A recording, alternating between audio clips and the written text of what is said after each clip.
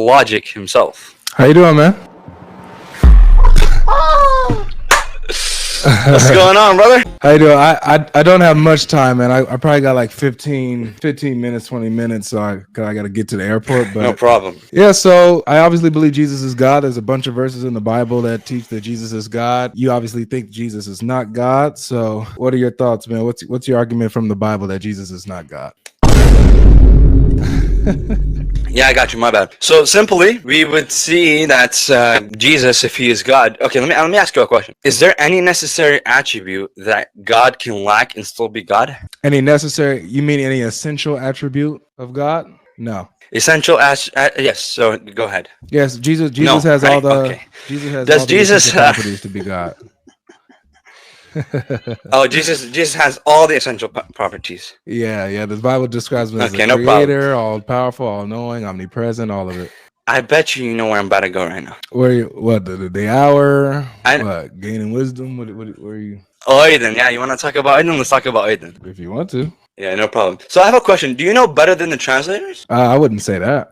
Okay, so why did the translators translate it as no? Well, the word oiden has a large range, so it's going to be translated as no, but the meaning will carry depending on the context. Similar to how, like, if you go to, for example, if you go to Genesis 5, it talks about how Adam knew his wife and she bore him a son, right? Now, why did they translate it as no? Why didn't they just say sexual intercourse?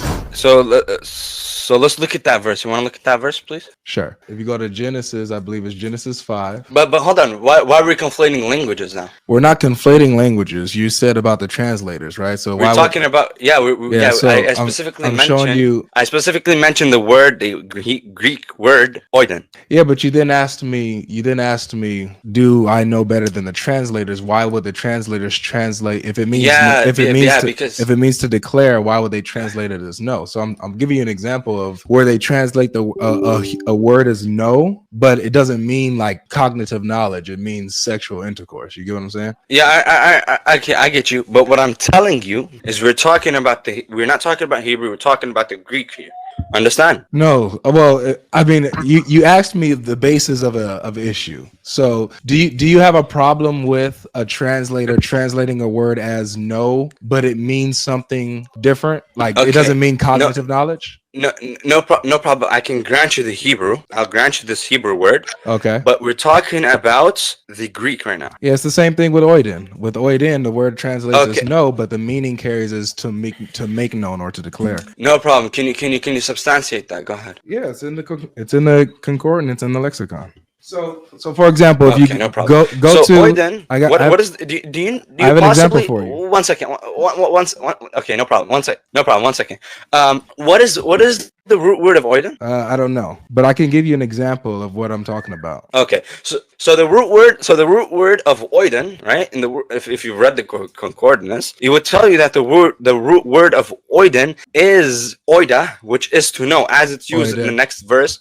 Oida, however you want to pronounce it, no problem. As it says in the next verse in 33, let me pull it up for you. So I don't want you to doing a lot of work, So it says, I appreciate you.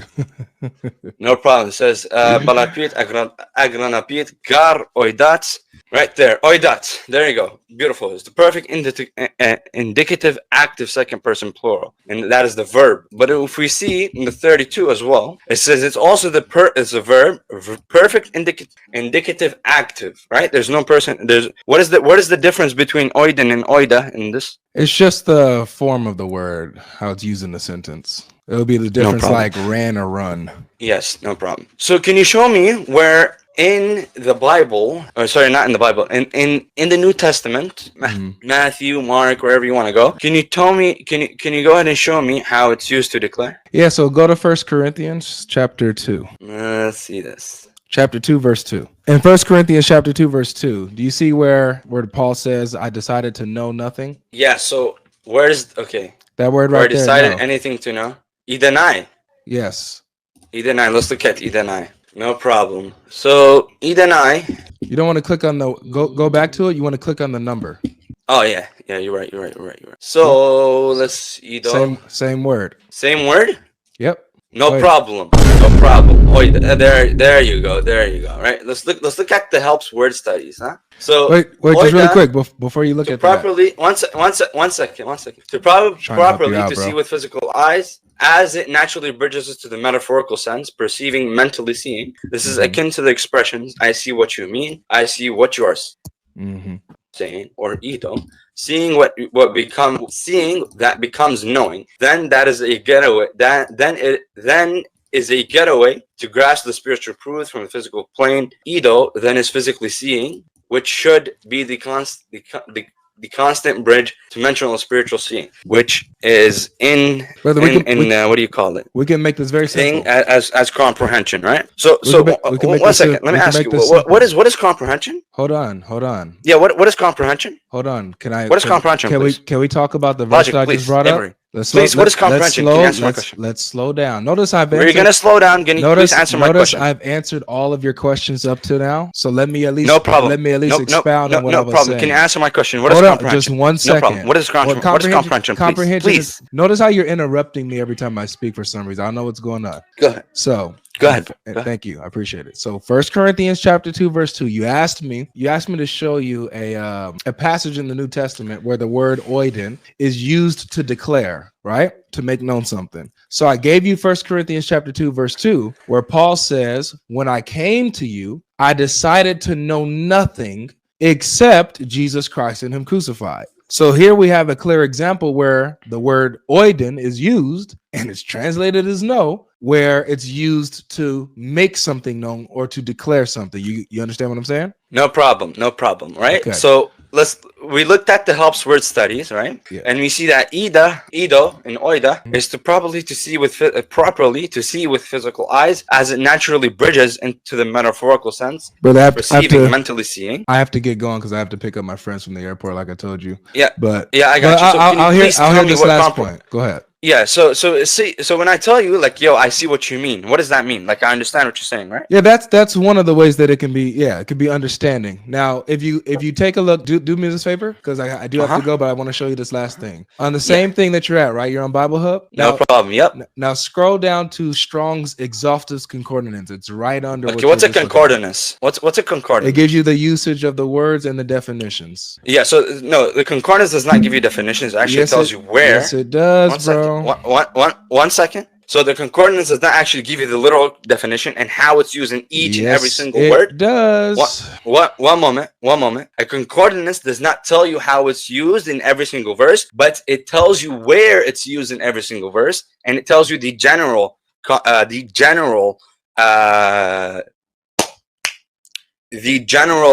you call it? The general definition, brother. Okay, can you just take a look? Can you just take a look at it? Please? Logic. A concordance does not give you what's the verse oiden, how the verse oiden is used. Yes, it does. No, it does not. Within Mark 13:32, can you show me within this canon?